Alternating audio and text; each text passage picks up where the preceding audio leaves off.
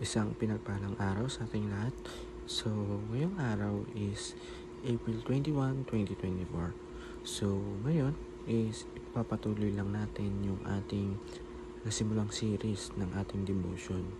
So, bago natin ipagpatuloy, muli muna natin balikan for the last time yung ating nakaraang series na tinalakay, which is yung walking in obedience. So, yung naglalakad tayo or nakikisabay tayo sa daloy ng katangian or pag-uugali, gawain ng ating Panginoon. Yung the word walking is yung pagsunod.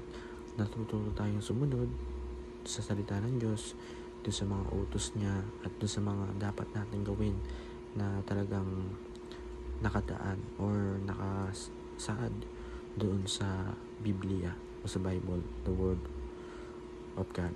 So, ang tatalakayin natin ngayong Bible series ay renewal and transformation in God.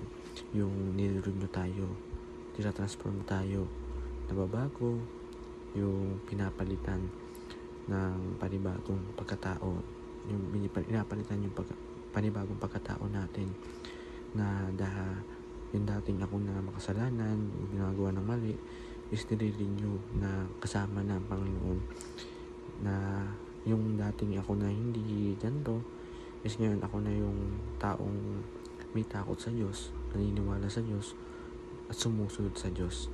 So, ayun, ang tatalakayin nating Bible verse ngayong araw ay Ezekiel chapter 36 verse 26. So, ang sabi dito, I will give you a new heart and put a new spirit in you. I will remove from you your heart sins and give you a heart of flesh. Sa Tagalog, bibigyan ko kayo ng bagong puso at bagong espiritu, at masuwayin ninyong pusong gagawin kong pusong masunurin. So yun, sana natin to in Tagalog way. So para lumawak yung ating talakayan, tayo ay dumako sa ating unang teaching. Ang una sa ating teaching, God News Covenant means giving us a new heart. So yung bago ng Diyos na covenant ay yung pala yung nagkakahulugan ng binibigyan niya tayo ng panibagong puso. Bibigyan ko kayo ng bagong puso at bagong spirito.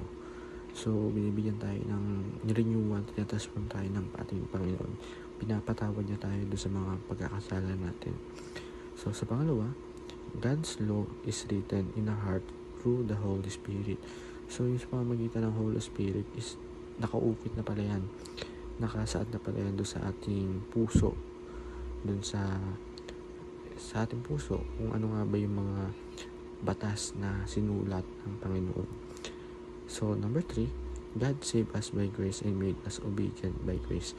So, niligtas tayo ng Panginoon sa pamamagitan ng grace at ginawa tayo obedient sa pamamagitan din ng grace. So, sa ating application, ask God for a new obedient heart. Mag-ask tayo sa Panginoon ng panibagong obedient heart. Sa pangalawa, listen and obey the voice of Holy Spirit. Holy Spirit, nandito yan sa ginagabayan tayo.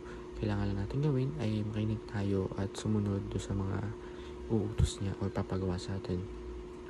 And sa last, believe that we are saved by grace and made obedient by grace. So, sa ating discussion, why is important that the new covenant, God grace has given an obedient heart. So, sa ating kasagutan, please comment sa comment section para maka-share tayo ng Word of God and yung kasagutan natin. And ay lang po sa araw na to na may natutunan tayo, and God bless to all.